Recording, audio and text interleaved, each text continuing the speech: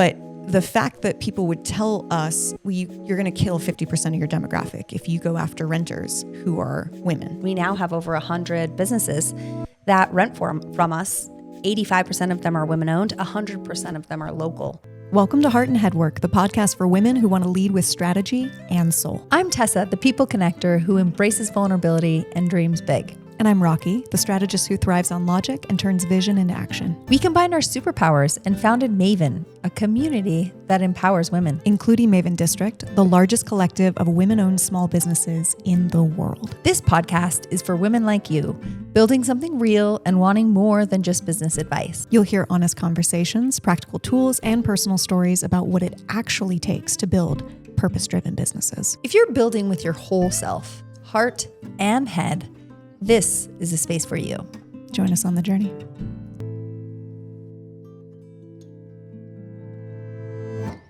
How are you feeling about starting a podcast, partner? Oh my God, I'm so glad you asked. Okay. Very concerned because I don't listen to podcasts, and I'm concerned that we have a karma issue and we have a low bank to start. And I'm also concerned about dropping the F-bomb. Fuck. Out of the way now. We're good. How are you feeling about the podcast? Sweaty palms, getting a little nervous as we begin on this journey. You know I love to share, so my sharing is not the issue. No one thought that was an issue for you. But I get a little nervous around judgment. Who do you think is going to judge you? I don't know. It's not me, right? It's only going to be our mothers listening to this in the beginning. No, it's not. I've been promised bigger things from our producers. So I don't know what story you were told, but no, I whoever is listening now, thank you in advance for being an early adopter of our podcast. Yeah, so that's my worry, but that's normal. I think most people want to be loved and understood, and that's we're going into uncharted territory. So there's going to be people that don't love us or understand us, and I have to just be okay with that. Are you excited though? Because I'm also excited. Funxiety is a word I love in our little household. Okay. Mm-hmm. Yeah. That would make sense. That's like little tingles and sweaty feeling, but also I'm like, I get to spend a lot of time chatting with you and sharing. Not sharing, actually. I don't want to share personal stuff. Share knowledge, head stuff, golden. But I'm here to share the other stuff. Oh, I've got news for you, darling. I think you're going to do both. Yep. Going to do it. Okay. Absolutely going to do it. All right. Well, then what do we do with a podcast? What do we do? Yeah. What is a podcast? Today's story is all about Maven's origin story and our meet cute as partners, which I adore and I love telling. And a lot of people are curious about how we built this thing that we now love and nurture every day and every second of our lives. And so much so that we started a podcast. Yeah. And we thought maybe we should talk about it beforehand so we can get it right. All right. So how did we start this thing? So the big idea that hit, I was an owner of a tiny little Pilates studio up the street from our current location. And I had this idea pretty early on as a new business owner. I came from the corporate world, never had done my own thing, was 30 years old and was ready to make the leap and had to jump. And I was able to jump with the help of my husband's financial stability, our financial stability. And you'll hear me trip up that all the time because I have such a thing around that. But the idea came in my Pilates studio because people would be coming in every day of every session, every class and saying, "Hey, where'd you get your brows done? They look dope. Hey, I hurt my knee. Where should I go?" Now I know you were a 30-year-old. That was dope. See? Mm-hmm. I used to be in my 30s. I meant when you started the Pilates studio. Yes. Go on. And I started thinking about how cool would it be instead of me running all over Salt Lake City, what if we put a collection of businesses together that we trusted and that we had vetted and that we liked and we had some alignment with and put them all in the same building? And that really was a pretty aha moment for me. And it was like, boom, kind of like lightning. Went home, talked to my husband about it, and we were already thinking about, okay, what does this look like if we buy a building? We had never, I didn't own the building in my first Pilates studio. So that was the moment for me. And we got really lucky and bought a building down the street. And then we're lucky enough to buy a couple buildings together.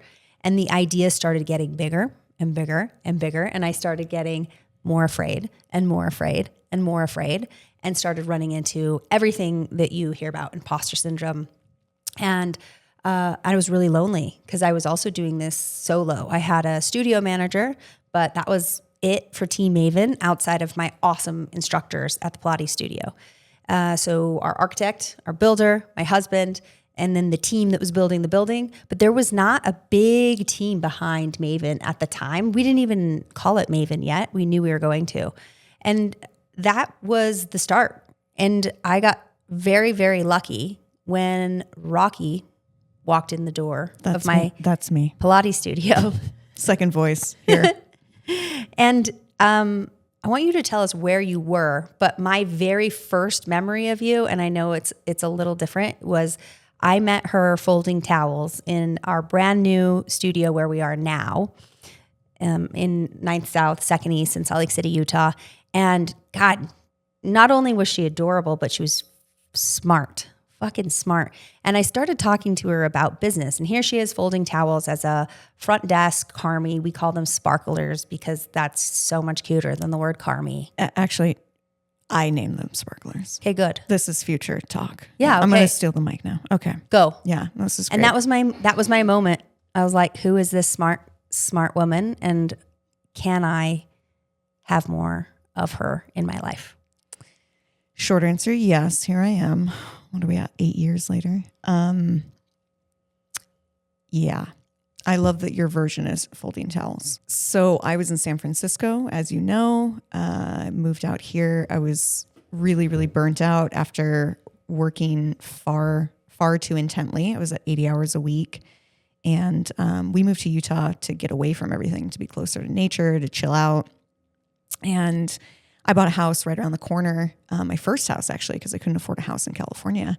And I found the Pilates studio because, hey, it might be good to get some human interaction and not be a total hermit, which is and you had time. The path I was on, and I had time because I didn't have a job. Hence why I was folding towels.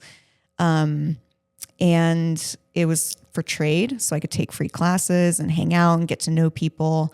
And I remember meeting you for the first time while you were in the process of moving from the old studio to the new studio. So you were kind of running around. Our studio manager at the time was also helping. And yeah, and then I remembered helping opening the new space and rolling it out and showing everybody the beautiful bathroom, because if you come to Maven, you have to check out our bathrooms. And that's our meet cute. But there's more. There is more. Because really for me, it was, what's this building doing over here? This is kind of cool. Coming from San Fran, where there's pockets of neighborhoods, Salt Lake didn't have anything. You couldn't walk anywhere. You had to drive, and it was really a bummer. And what I saw you doing was really cool. I wanted to make sure that Salt Lake became a cooler city because I was now invested as a homeowner, and this is my new home. So I had the wheels turning of, wow, she is taking a duller city from some of the other ones that I've lived in and making it really, really special. And I could see that so early on that you had a big dream, and that dream needed some help, some traction. Yeah, and I think when we first started working together, I was so attracted to the speed in which you thought and how fast you can actually get things done on top of that with really, really, really smart strategy. And I just became like a little obsessed with you. I know you remember the time I chased you down in the parking lot. I do. That was begged the meet you cute to me, actually. Be my partner, and it was only 6 months after we had met, and we were working together quite a bit by then. And I was like, do this with me. I don't know how, and I don't know why you would say yes. I know you're so much smarter than what I'm asking you to jump on board for, but will you do it with me? And did you say yes in that moment, or did you say probably not? That's not my personality. I don't think I would have so. left you hanging, making sure that I think you kind of said a soft yes. No, I know. Like We know let's I said talk more. You know I was like nonchalant. Like whatever. No, I kind of walked away thinking, I got her. This is you and I in a nutshell. There you go. But in my head, not what I was ready to say out loud was I was on board the whole time. Because I didn't think it was a stupid idea. I thought this was the phase in which Salt Lake could turn into a really cool city, not just for the locals, but for tourism, and we could make it vibrant and interesting. And that idea was, it didn't matter what I did in the in-between. So. Yeah, and people weren't doing that. Salt Lake at the time, and sometimes it'll still get referred to this, but it was called Beige Lake City. Yeah. And when I first heard that term, I was like, damn, we got to be part of the change. So you don't see... and no one would have thought that pink would be the building direction that we should choose, except for you. So yeah, I'm glad we like that bright colors. You like bright colors. Okay, yes, but that's true. I like that you like bright colors because I think that's exactly. I would have done like a gray, which wouldn't have been better than Beige Lake. So on our block where we're at now is we now have over 100 businesses that rent from us. 85% of them are women owned. 100% of them are local. And you'll see as you're walking down in our neighborhood, you'll see bright colors. You'll see, vibrant, big, huge windows. You'll see a ton of natural light. You'll see very small spaces because we believe in places to be accessible and easy to rent. And we want more women to start businesses. All of those things are really important to us. And I know we're going to get into that more. But Rocky, can you talk to us where we get into creating space versus holding space? Yeah, I think it was the studio, which I fell in love with and everybody else was falling in love with, was just a place for us to congregate. And we were trying to do, now that I was on board, so many things out of that space. The Pilates studio was too small of an idea for what you actually had in your head. And so we needed more real estate in order to create literal space so that it wasn't us building something and giving something. It was us building something, designing something so someone else could come in and have their dreams realized. Mm-hmm. They couldn't do that in a Pilates space, but it made sense for us to have them do it in a business space.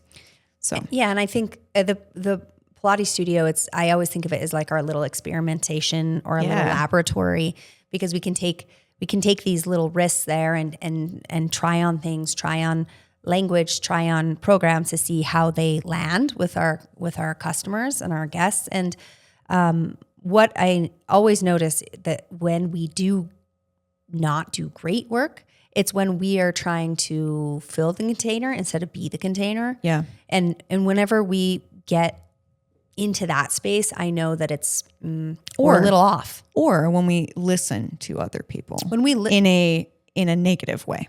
Oh, all of those when we cheerleaders, stop being us. Yeah, all the cheerleaders who were like, "This is great, women together." How many? You're all women. All of these businesses are women, which blows my mind that anyone can be surprised by that. Can't believe there's a whole building of women. But the fact that people would tell us, you're going to kill 50% of your demographic if you go after renters who are women. Yeah. I will never forget that moment. I mean, that was a huge moment. That's one of the many, but that was a huge moment for me, being told by several people, but one in particular that I thought maybe we are off. Maybe I shouldn't be, trying to elevate women, and maybe we should be opening the doors on all the sides, and because we do care about inclusivity and we do care about making sure all voices are heard. But what we have found, I think, is as soon as we leaned in, hey, we're going to serve women, and the people that show up that are outside of that are also the people we want to serve. And they're comfortable at the table built by women.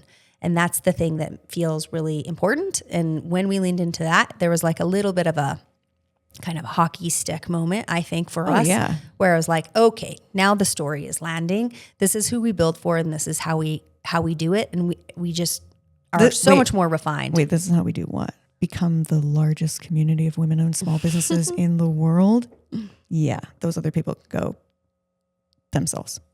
Oh, look at you. You pulled back. Mm-hmm. Nice work. Mm-hmm. Thank you. Yeah. I'm growing. All right. So I think the things we want to wrap here, talk to me about your big lessons. So actually for me, imagining a community of women businesses crushing it was really easy. And I don't know if that's, my upbringing or where I came from as a different state, but that was not unbelievable. That just seemed normal to me. But what was really hard was being surrounded by women, coming from never being surrounded by women and mostly being in male-dominated industries. That was the scary thing for me. And I thought it was going to be a lesson in competition. And it fortunately did not turn out that way. I found that I was missing a huge piece.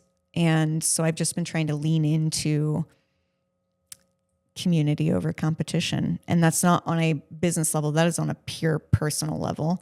And that was probably the best thing that you, Salt Lake, Maven, have given to me is I've just had a complete perspective shift on that front. And that feels less lonely. I definitely remember the shift.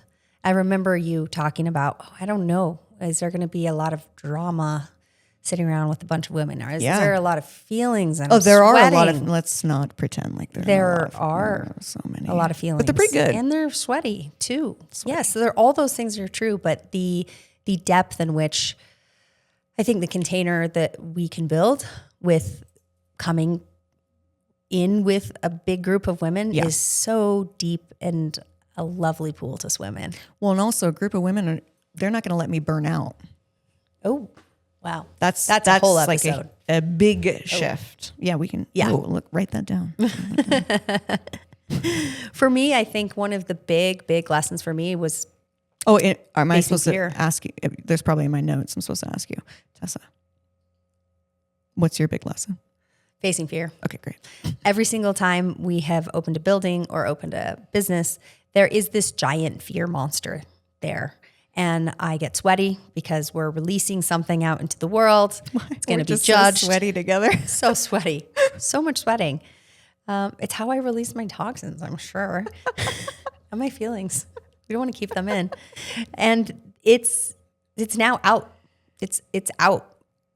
And we are always okay at the end of it. Like once I have faced my fear and been like, all right, you little bitch, you're going to be fine. You're going to be more than fine. We're going to do this. Fucking crush. And we're going to open these doors and let people walk through. And you know what? We are not for everyone, but the people we are for, we're making impact. And that's the piece that I hold on to over and over again. And we just learned this by opening our last building last week or this week. Jeez. Building number 10. Was it number 10? And 9. I get scared every single time. And are people going to like it? Did I do this right? Is this okay? And is this okay? And then, and then it imposter happens, syndrome is going to be your episode. Drops. And it landed. So we're here and we survived. Again. We are not just survivors. We are thriving. Look at what now we're doing a podcast. Well, partner, how was it? We did it. We did it. Super nerve-wracking. I am more sweaty, more uncomfortable, less excited, but here for it. Shockingly, I'm the opposite. Of course. Yeah, you're just like getting warmed up. Now you're like, yes, let's talk about feelings. And I'm like, what are we talking about? I thought this was strategy. Well, thanks for joining us. We're so excited to start widening our net in the digital space. If you want to follow us along on Instagram at maven.community or join our community of women entrepreneurs on Geneva using the link in the description. Thanks, partner. Love you.